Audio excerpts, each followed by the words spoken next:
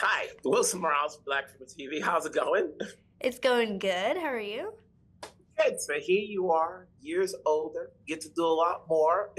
How much more training did you have to do for this movie as opposed to the first movie? So much more. I don't think I did about any training for the first one. I did like a year and a half of all this martial arts training with kickboxing and wushu, and we spent a lot of time focusing on that and also getting scuba certified, and I did iFly for these skydiving simulations, and I even rode a moped for the first time, which was awesome. So it was a lot of work, but I'm really glad I did it so I could do as many stunts as possible. Now, how much time did you have before you started production? You got the script, and then they were told, We had a did they tell you, like, you're going to have to do all of this stuff? well, I read the script and I was like, okay, this is a big to-do list here. So we got the script about like a year and a half to 2 years before we started filming, but I also flew out to Cape Town a month in advance to start working on choreography and get scuba certified and do all this stuff there. So by the time it was time to start, we were ready. And so, yeah, it was really fun. What's it like now to play a character a second time in a film and working with Dave again? I love it. And I think one of the only challenging parts was aging up Sophie to look at her in the perspective of she's a teenager now and keeping her personality from the first film, but also making her older. So I had to approach that with our director, Pete Segal, and kind of talk and discuss, like, how is she now? Like, what is she wearing? What is she doing? What is she into? And I think it was a really fun process. It was bittersweet. It's like, oh, like, Sophie is all grown up now. And I love working with Dave, and I'm so happy to be back with him in this film. He's so special. I couldn't ask for anyone else to act with. He makes it so easy, and he's just talented. I love him to death. Now, a lot of people probably did not catch up to the first one, even though it had its success, so they've now seen the first film and seen this one again. But for those who are now catching up, when you took on this role, what would you say it's about her character that best fits you? I would say I think she has a huge sense of curiosity, and so do I. Like, she really is someone who doesn't like to give up, and I think we're similar in that way. When you're working with Pete again for the second time, but it's different because you're a year, you've had other projects in between that time. Is there anything you got from his direction this time around that helps you out moving forward, skill set wise, to whatever you do next? He always helps me with humor. Like, he has the best notes, and he loves a good dry read because Sophie's very sarcastic. So I love working with him comedically. He's great. And not just Dave coming back, but you've got Ken, you've got Kristen, so you have an ensemble out here. So the whole team is back. So how much fun was it to not just have Dave back, but other cast members? It was like a big family, and the new additions were so incredible and so talented. Everybody plays their part so well. I mean, we could not have a better group of people. I'm so grateful to get to work with all of them and know all of them. They're really like family to me. When you're filming outside of the country, do you get to visit the town as opposed to just doing the work? Yes, totally. We visited Cape Town a ton. We were there for like 3 months. It was so cool. I loved it there. The food was amazing. It was beautiful. Like, the big tabletop mountain was just incredible. And Italy was just beyond amazing. Like, huge monuments. It was so breathtaking. I loved it. As people are getting ready to watch this, because we always have a glut of stuff coming out on TV. Mm-hmm. What is the sell to seeing this? Obviously, it's a sequel, so people are now figuring it out. Sometimes because it doesn't say My Spy 2, people don't realize that there was a first movie. So when you want to start talking about, like, what's a good reason to see this movie, what would you say?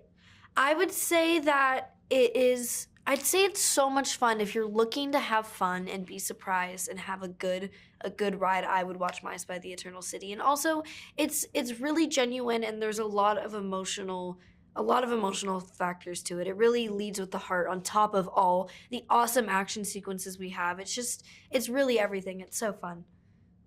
Now that you've done this and you continue to do other projects, what goes into saying yes to whatever you want to do next?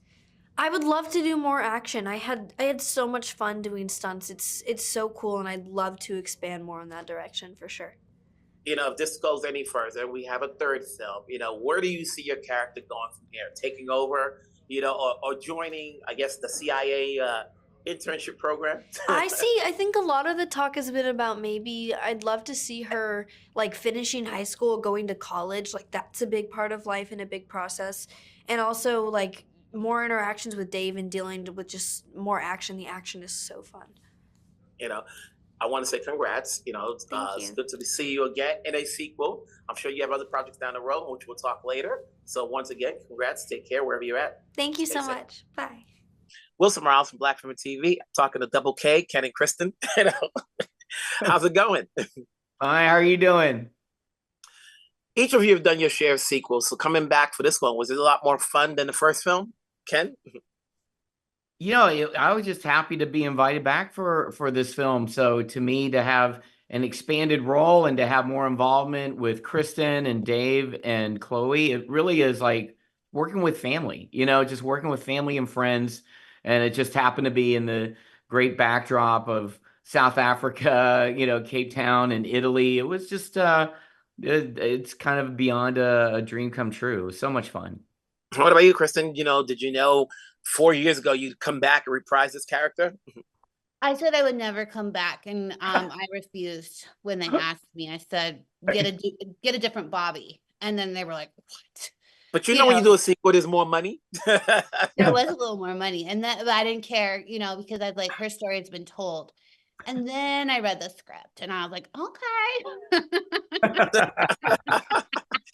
For you, Ken, obviously, like you said, you guys got more to do now. It's like, did you talk to the writers and say how to beef up the characters? Both of you guys are comedians at heart. Did they let you play on your own, or you guys was just working off the script? Oh yeah, I mean it's all of the above. We had a lot of it was definitely all these movies, are collaborations at the end of the day, and so we really just had.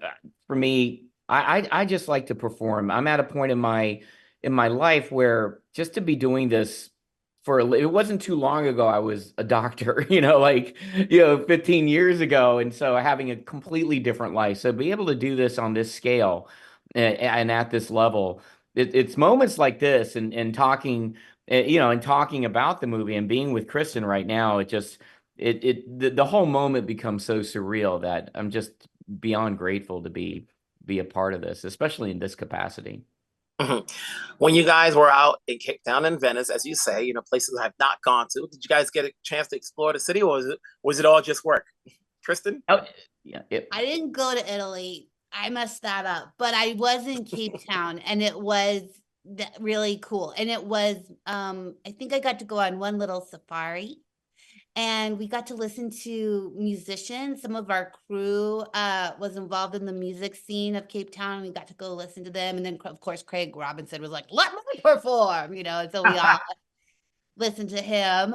It was good. It was fun. And then there's working with, Dave and Chloe, what's that dynamic like? The three of, the four of you guys, just coming back again. Ken?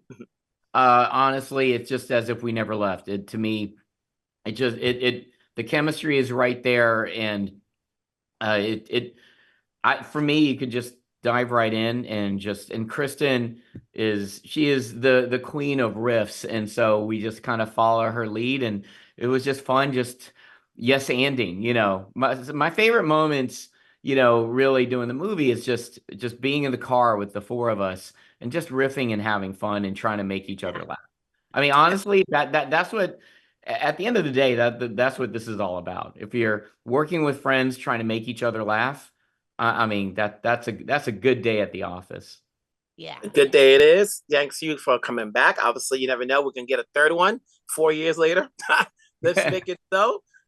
And we'll talk down the road. Thank you. Thanks, Wilson. Wilson Morales from Black Film TV. Hello, Flora. How's it going? How are you doing, Wilson? Good. So, you're doing this movie, and you're going to have a couple of fight scenes. How much training did you do to get prepared for it? Wilson, I've been training for fight scenes since I was a small baby child, watching Kickboxer and Bloodsport on the televisions.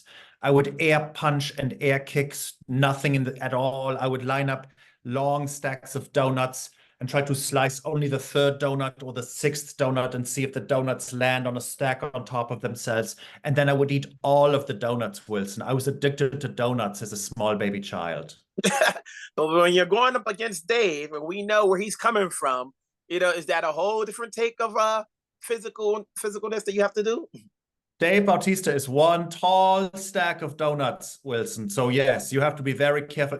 If the Michelin Man was donuts and in shape, it would be Dave Bautista. So yes, I was very intimidated, but then I just pretended he is just a tiny powdered sugar donut stack. And that enabled me to perform these fight scenes. Because if you realize it's actually Dave Bautista, then it's game over, Jones. I've seen your work in other projects, and they're totally different from each other. What led you to say yes to taking on this film? Wilson, I was tired of playing like a nice, silly, goofy guy. I was ready to be, like some people have their bad boy era. LeBron James goes to Miami and then he's the villain. It was time for me to go to Miami. I took my talents to My Spy. Is it easy to play the villain when you just have to be just cold-hearted? It is so easy because, listen, every day we have to be nice and courteous because that's how society keeps itself together. But if you can be rude on purpose between action and cut, it's so exciting and actually very easy to do because all we do is follow rules. It's so fun to break some legally. Now, actors are always working, so they don't have time to watch a lot of movies or other TV shows or whatever. What came first? Had you seen the movie, or did you get the part and had to go back to see the movie? I had to go back, but when I went back, Wilson, I was like, how did I miss this? This was a very wonderful movie. I love Dave. I love Chloe. They are such a wonderful tag team. They're like a Midnight Run or Thelma and Louise or Boba Fett and R2-D2. Insert your partners there, and they are wonderful to watch on the screen. Magical. Not that you ever want to be pigeonholed, but when you choose projects, do you try to do it one different from the other so that way it doesn't seem like the same? You can pigeon all of my holes. I am very happy to do all kinds of roles, Wilson. Whatever. If you have a script, pitch it to me. Let's do this thing. I'm excited. My brain is a sponge. It needs to be filled up with creativity and squeezed out onto the cellophane. So after this, is there any place else we're going to see you in? Yes, I'm doing a World War II drama called Bonhoeffer, which comes out in November, which once more, very different from my normal personality. But of course, that's acting. And that's what's very exciting about it.